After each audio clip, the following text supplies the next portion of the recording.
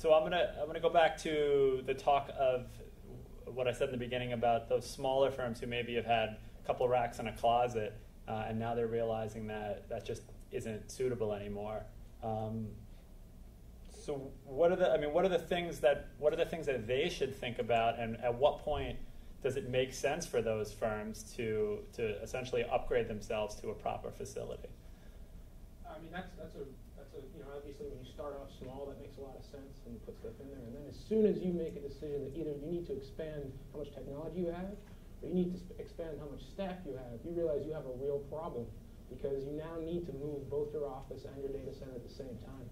As someone who just moved to data center, I will describe it as changing the engine of your car while it's driving down the highway at highway speeds. And that is what it is like with you customers coming in there expecting it to be on every single day, and in the process, move what physical location this is, move what servers they're running on. And so if you're tied to where your office is, well, either you have to make a choice that, hey, we're not going to grow because we don't want to take this huge expense of moving these machines, or we have to now move to a much larger office or something like that because we need a lot more machines in our closet. So I think that's a big concern. I mean, the other one in Manhattan, of course, is power. I mean, the power coming into these Manhattan buildings is not great. An older building like that, and you'd be shocked at how much network equipment power it utilizes.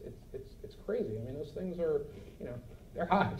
You mean Con Ed hasn't been reliable? Con Ed isn't the greatest. We currently do host our DR facility in our office, and I mean, in the summer it turns the office into an oven. And so, our next big project is to get out of that. It's about limiting yourself, right? You limited scalability, limited power options, limited carrier options. Eventually you're gonna need a bigger box. And risk management. I mean, if as Dan mentioned, when you start out, it's great, to have that everybody sitting on milk crates, and your data room is also the pantry too. I mean, I've seen a lot of that. But when you get to a point where your business and the success of your business and the growth of your business relies on your technology, you really have to consider putting your technology in a hardened facility. So Dan, will that ultimately save you money by having moved out to a third-party facility? Save money or not, I mean, it's just a thing you have to do when you grow. Right. The money's almost a non-issue in that function of the benefit of moving to something. So the benefits are well worth it. Yeah, I would just add to Dan's point, it's not just the commercial power. Unfortunately, I think in the last couple of weeks with the torrential storms that we had here in the Northeast, some of our prospects learned that we're still using their own office space, whether it be here in the New Jersey metro area, that they thought they had all of once commercial power went out, which it did, not in Telex, but in some office complexes throughout the state and obviously around the state. They thought they had backup generator capacity unlimited. They thought they would go to diesel unlimited. And as we know, there was a lot of downtime in certain communities around here and office parks around here that did not have that capability. So, maybe it's an insurance policy to move out of that closet and making sure that you have that redundancy and that backup power. It's just you just can't think you're always going to have commercial power and it's never going to go down, or you're going to have backup for several days. Yeah, I'd be amazed at anybody that tries to build their own data center. It's the data center guys just do it so well. The cost of the connectivity, bringing in lines, the headaches, you get locked down to a particular communications vendor, the backup headaches that you have to deal with, cooling. Gee, I got to upgrade my air conditioner. Who the heck wants to think about that, right? Particularly for the small guys, and that was part of your point. When is the tipping point? And there are so many variations of hosting that you can get into a Telex facility, and particularly in the financial services space, these managed hosting providers, particularly the ones that specialize in financial services, Seventix, Guavatech. Sorry, there's a whole bunch more. Anybody else sitting in the room? They offer such a wealth of services pre-wired to Active's cage, pre-wired to the direct edge execution engine. They've already brought an RCN line with the 10 gig connection to get to the right execution venues. Those guys can offer tremendous services for the small guys. Tremendous. You make an argument that right off the bat, oh yeah, being a facility. Absolutely. So. One thing to add to, I mean, it's whatever your core competency is and what you're looking to be. I mean, Direct Edge, we're the third largest U.S. equities exchange. That's our focus. Telex, their focus is on this facilities management. So I think that's why we look as a smaller place for that partnership. They do that well, and we do our business model well.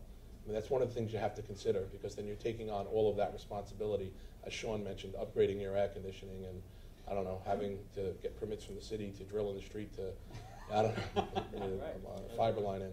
Nobody kicking out a plug when they get Right. What's interesting is it seems to be from our research that there seems to be a tipping point in the other direction, right? The firms that get so big that they then do build their own, and the bulge bracket brokers, our research showed they had on average 4 to 5 private data centers to support just their U.S. equity business. So the question out of that is, do we think that will tip back the other way because the capital expenditure is so high for owning your own data center, and obviously everybody's trying to figure out how to cut costs and be more efficient after the last 2 years? You can ask me in a couple of years when I get that big. We'll be sure to do I would just answer it. We deal with a lot of fairly large companies and mid-sized and small companies. It's interesting that you're saying that, because we're seeing, no matter what size, particularly the large guys, every seems VP of IT, CIO is going through some type of data center consolidation project. And what we're seeing from the majority of them through that project is they're not going to go from 10 to 2 and leverage the 2 they have. They're looking heavily to outsource those requirements. And there were several studies, whether it be Gartner's or Nemertes or other analysts, not to throw other your competitors out there, that did their own studies that validated that.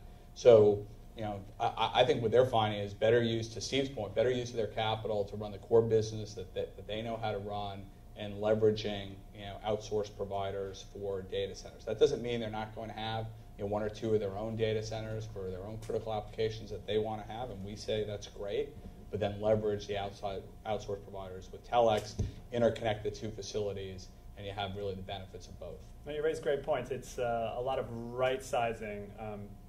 Server scatter was the term they used, where they're trying to, they just found space wherever they could find it over the years, and now they're trying to get it back together. And then if you look at, B of A and Merrill, Right. Barclays and Lehman, JP Morgan and Bayer, they're trying to figure out how do we do this smarter, because we don't need all this space spread all over like it was before. And I think that's driving some of it as well. I expect it to be very virtual Right. in the new world. Yeah, absolutely. Great. So any questions? We need some questions from the back room. Jen, get one question from the back, even if it's a planted one from Telex. I mean, what's on their mind?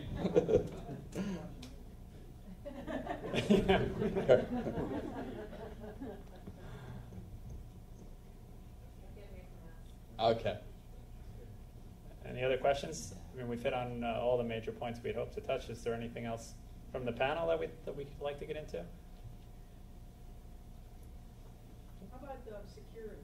There's been much discussion about that. How important is security in the data centers, both virtual and physical security? Security is right at the top of the list for us. I mean, we need to ensure that the facility is again, that's one of the hardened things. You don't want to have a security event. That is a preventable thing if you take the right measures. So making sure that those biometric scanners. I mean, every time I walk into this facility, I have to show my license, and they take it from me, and I don't get it back until I leave. And I have to enter the right code, and I have to have the right fingerprint. All those things really matter. I mean, we need to know for sure that is taken care of. Very important. That's a good point. If you think about, if we look at cloud computing as well, I think security comes back to an issue, is that I don't think the SEC would be happy with you putting customer data on Google's cloud, because who knows where that is or how it's secured. So will that always be true, or do you think the regulations might catch up with the technology and make that more feasible? I can't speak if it's always going to be true, but I certainly think it would be a point of contention, something that they'd want to make sure they're absolutely happy with. But it's not just for them. It's not just to satisfy the regulators. Are we happy with it? Do we feel comfortable with it? There's a lot to be said about that data, and you want to make sure it's protected, and you want to be able to understand how it's protected. Steve, since you don't own and control your own data centers, as the race to zero continues, how do you make sure you're leading that race for those people where latency does count, when NYSE or other people are building and controlling their entire technology framework? Well, for Direct Edge, which is now launching 2 brand new exchange platforms, one of the things that we're going to focus on, and actually are focusing on already, is what's the platform beyond that. So there's always new technologies being released, and we're always making sure that we happen to employ an architect on board. So I make sure that he's always strategically focusing on what are the other technologies that are available to us that we could take advantage of. So you always need to be looking at that. I think Sean brought that up. I think Dan brought that up. You cannot stand still. It's very, very simple. I mean, and even Eric said, focusing our resources on our core competencies. You always have to be doing that. So for Direct Edge, for 3 years out, what's your killer? Oh. Not at liberty to disclose that, right? Sure you are. Sure. I'll tell you some of what we're seeing, right? So we had a traditional market data system, ticker plant, that was software-based tiers, about 50 cores it would take to process North America. That then crushed down to a single box that could handle all of the U.S. in a single box that's now hardware accelerated FPGA chips, right? Same chips that's in a Cisco router. That now, the next phase, which is happening this year as well, is going to take all of that and move it onto a card, drop in a PCIe Gen 2 slot, and then allow the rest of the cores of the box to be handled by clients' proprietary applications.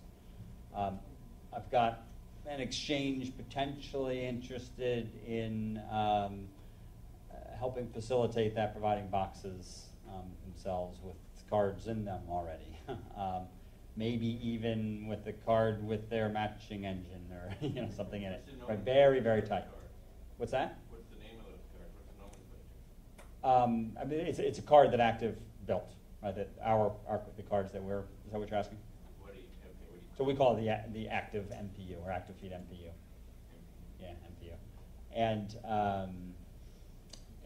and yeah, that will be able to process all of North America in a PCIe slot, and the conversations we have are around, gee, the PCIe Gen 2 bus transports, what are their latencies at 45 gigabit or whatever they're running at now, and then look at how do we put clients' applications, either some pre-processing using their strategies in stream with our technology, or put their technology in a daughter card or a card sitting in another slot, maybe ribbon cable the two of those together. So you've got a box, you're not even using the main system processing of the box to do primary trading.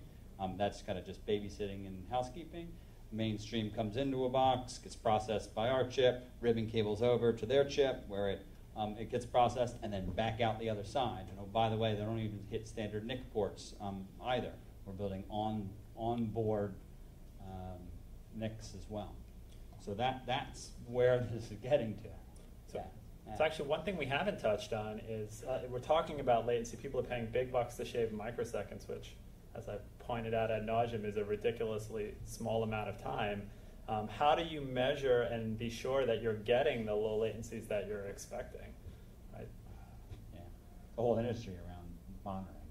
Well, for us, it's use of proprietary tools and third-party tools. I mean, again, that too never stops as well. I mean, the research absolutely continues constantly. I mean, we've deployed some third-party tools internally. We've built some of our own tools to measure that. And the other thing too is we stay very close contact with our customers and make sure that they feel the experience is what we're seeing. From a carrier standpoint, we will SLA the latency, so we will commit to a latency number and stick to it and put some skin in the game. Okay, so you'll provide like reports to customers to show on a monthly or weekly basis Absolutely. that they're hitting what they expect. Absolutely. Interesting. And yet those strategies have gotten to the point where they are very sensitive. There is jitter in particularly a software-based system. There's absolutely jitter, and your trading strategy absolutely needs to account for that fluctuation in the latency of all of your systems. And being able to identify when you're running at 500 microseconds versus 200 microseconds can be all the difference in the world. You need to understand your systems and how they're operating based on what type of packet, what the load is, why they might be slowing down. Now, in a pure hardware world, you get next to no jitter, and I shouldn't say zero jitter. There's always some amount due to queuing and that sort of thing. But you start measuring in nanoseconds. I mean, this card solution is going to be down sub-single-digit microseconds for sure. So yeah, we were measuring in nanoseconds. Absolutely.